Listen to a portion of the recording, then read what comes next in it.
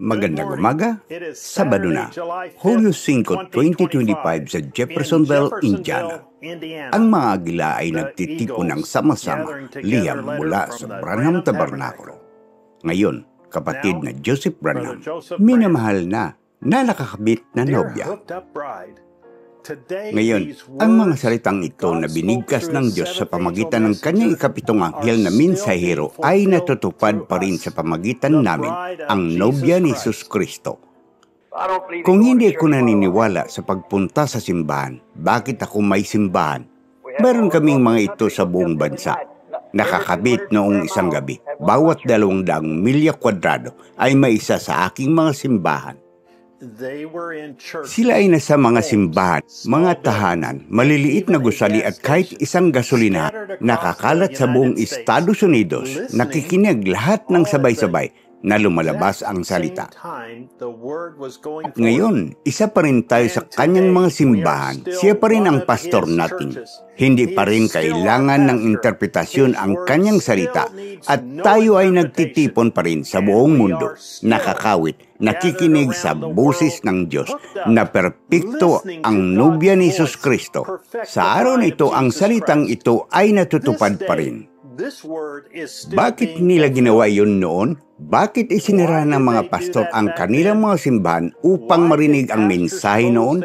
Maaring maghintay lamang sila upang makuha ang mga tape. Pagkatapos ay ipingaral ang mensahe mismo sa kanilang mga tao mamaya at sigurado akong maraming walang kapayagan ang gumawa. O marahil ay sinabi ng ilan sa kanilang mga kongregasyon, ngayon makinig ka. Naniniwala kami na si Brother Branham ay propeta ng Diyos, ngunit hindi niya sinabi na kailangan namin siyang pakinggan sa aming mga simbahan. Nangangaral ako ngayong linggo at tuwing linggo kunin lamang ang mga tape at makinig sa kanila sa inyong mga tahanan. Ang nobya noon tulad ng nobya ngayon ay may revelasyon at gustong marinig ang tinig ng Diyos ng direkta para sa kanilang sarili.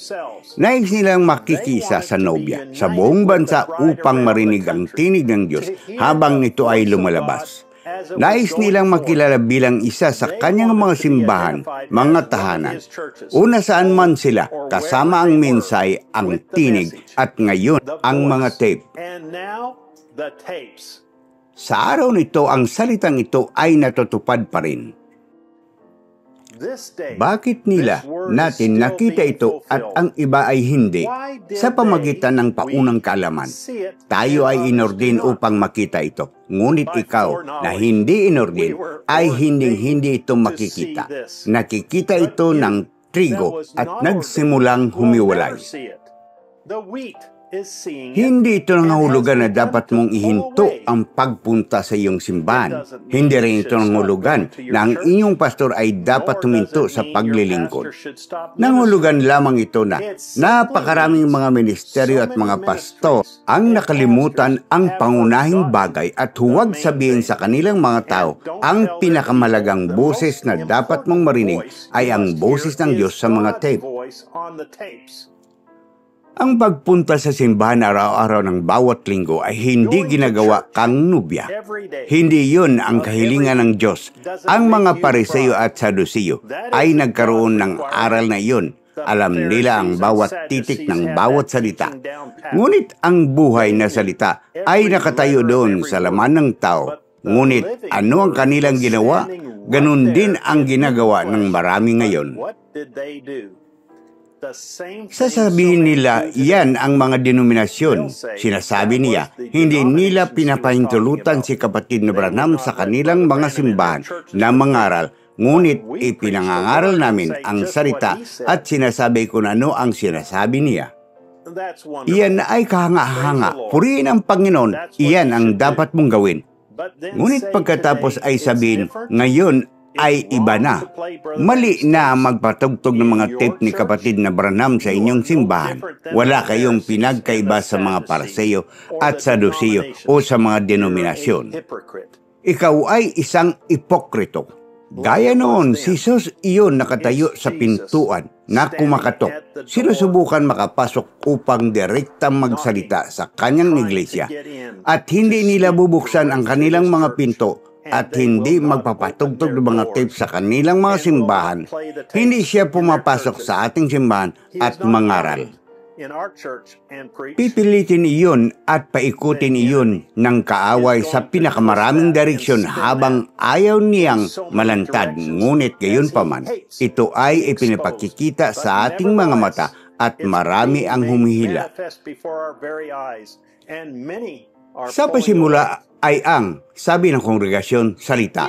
At ang salita ay kasama Diyos. At ang salita ay Diyos.